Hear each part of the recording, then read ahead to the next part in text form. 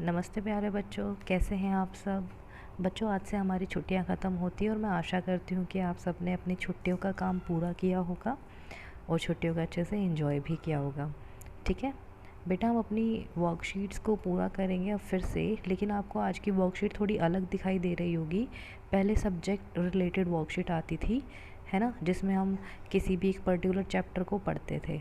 लेकिन आज हम जो है रीडिंग अभियान जो हमारा चला है, ठीक है, उसके अंतर्गत अपनी वर्कशीट्स को करेंगे। अब इसमें आपकी रीडिंग स्किल्स को इम्प्रूव किया जाएगा। ठीक है, कार्यपत्र की संख्या होगी आपकी नंबर 1।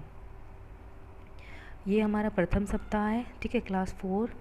और थीम जो होगी वो होगी मेरा परिवार। क्या होगी? मेरा परिवार। चलिए शुरू करते हैं। नमस्ते प्यारे बच्चों, आशा है कि आप सभी स्वस्थ और खुश होंगे। ठीक है बच्चों, क्या आपको कहानी सुनना पसंद है? आपको परिवार में कौन कौन कहानियाँ सुनाता है, बताइए। कहानियाँ सबको अच्छी लगती हैं। कहानियों का उद्देश्य मुख्यतः मनोरंजन होता है, किंतु उनसे कुछ न कुछ शिक्षा भी मिलती है। आइए सरोज और उसके परिवार की एक ऐसी ही मज़ेदार कहानी पढ़ते हैं और आज की कार्यपत्रिका करते हैं। ठीक है बेटा, जो कहानियाँ होती हैं उन्हें सुन के हमें मज़ा तो आता है, लेकिन उससे हमें कोई ना कोई सीख ज़रूर मिलती है। देखते हैं आज की कहानी हमें क्या सीख देगी। पढ़ते हैं। सरोज पहाड़ी पर एक छोटे और साधारण से घर में अपनी माँ के साथ रहती थी।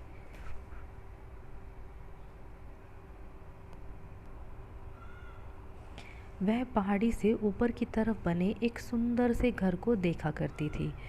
उस घर की खिड़कियां सुनहरी थी। वह सुनहरा घर उसकी नानी के घर के रास्ते में पड़ता था। सरोज हमेशा यही सपना देखा करती थी कि वह कब सुनहरी खिड़कियों वाले घर को करीब से देखेगी।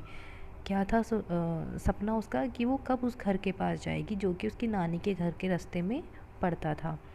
एक दिन उसने अपनी माँ से पूछा कि क्या वह ऊपर पहाड़ी पर अपनी नानी से मिलने जा सकती है। ठीक है, उसकी माँ ने उसे जाने की आज्ञा दे दी। ठीक है कि हाँ, आप जाओ अपनी नानी से मिल आओ। साइकिल चलाते चलाते सरोज सुनहरी खिड़कियों वाले घर तक जा पहुंची। जैसे ही वह साइकिल से नीचे उतरी, उसे सुनहरे घर को देखकर बहुत निराशा हुई। निराशा क्या होता है? दुखी हो जाना। क्योंकि उस पूरे घर पर धूल जमी हुई थी, जिसकी वजह से वह दूर से सुनहरा दिखाई दे रहा था। वह बहुत निराश हुई और उसका दिल टूट गया। वह वापस अपनी साइकिल पर बैठी और अपने घर की तरफ चल पड़ी। तभी उसे एक छोटा सा बहुत सुंदर घर दिखाई दिया। वह पास जाकर उसने देखा कि वह छोटा सा सुंदर घर तो उसका अपना ही घर है, जहाँ वह रहती है। उसे जब वो वापस आ रही थी अपने घर की तरफ, तो उसने दूर से देखा एक छोटा सा सुंदर सा घर दिखाई दे रहा है उसको। ठीक है, जब वो पास आई तो उसे पता चला, अरे ये तो मेरा ही घर है। तभी उसने महसूस किया कि प्यार और अच्छी तरह देखभाल ने उसके घर को एक बहुत सुंदर घर बना दिया है। ठीक है बच्चों, मतलब उसको जो लगता था हमेशा, सरोज जो दूर से देखती थी, वाह कितना सुंदर घर है एक पहाड़ी पर, ठीक है, मुझे कब जाने को मिलेगा वहाँ पे। लेकिन जब वो उसके पास गई तो उसने देखा, अरे ये तो धूल मिट्टी से अच्छा लगता था सिर्फ। और फिर उसने दूर से अपने घर को देखा कि कितना प्यारा घर है ना।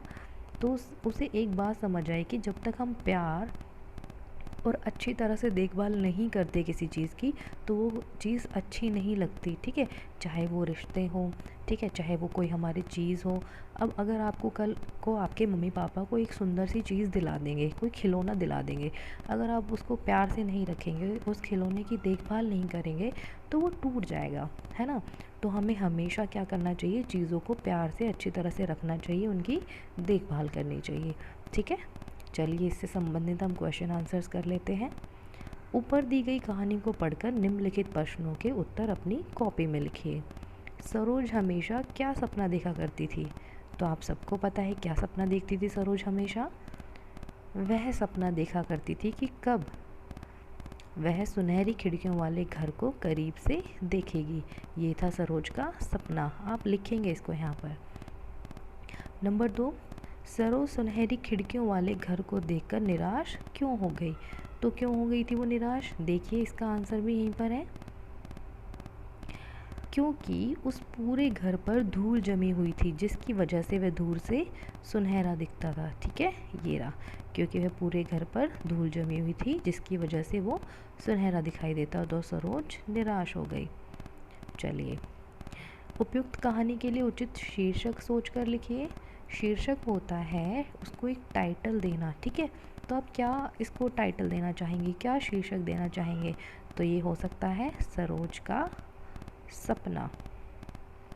ठीक है, आप अपनी तरफ से कुछ भी सोच सकते हैं जो आप इसको एक टाइटल देना चाहे, एक शीर्षक देना चाहे। चलिए बातचीत करते हैं। प्यारे बच्चों, साथ दिए गए चित्र को ध्यान से देखिए। ये जो चित्र आपको दिया गया इसको ध्यान से देखिए। क्या लगता है कि चित्र में दिख रहे जानवर एक दूसरे से क्या बात कर रहे होंगे? अनुमान लगाकर उनके संवाद यानी कि बातचीत को ऊंची आवाज़ में बोलिए और अपनी कॉपी में लिखिए। तो बेटा ये दोनों जानवर भाग रहे हैं, ये आपस में क्या बात कर रहे होंगे? तो ये कह रहा होगा, अरे भागो, कोई हमारा पीछा कर रहा है। ठीक है, तो फिर इसने कहा होगा, हाँ तुम भी मेरे साथ बहुत तेज़ भागो। ठीक है, इनकी दोनों की आपस की बातचीत है। आप कुछ और भी लिख सकते हैं, जैसे कि अरे वो देखो वहाँ पर कुछ बहुत ही अच्छी खाने की चीज़ रखी हुई है। तो इसने कहा होगा, मैं तुमसे पहले भागकर उसको खा लूँगा। ऐसा भी कुछ कह रहे होंगे, है ना? तो आप खुद से सोच कर लिखिए दोनों आपस में क्या बात कर रहे होंगे। अभिभावकों के लिए सुझाव। बच्चों को बताइए कि कहानी पढ़ने से उनकी सोचने व समस्याओं को हल करने की क्षमता बढ़ती है।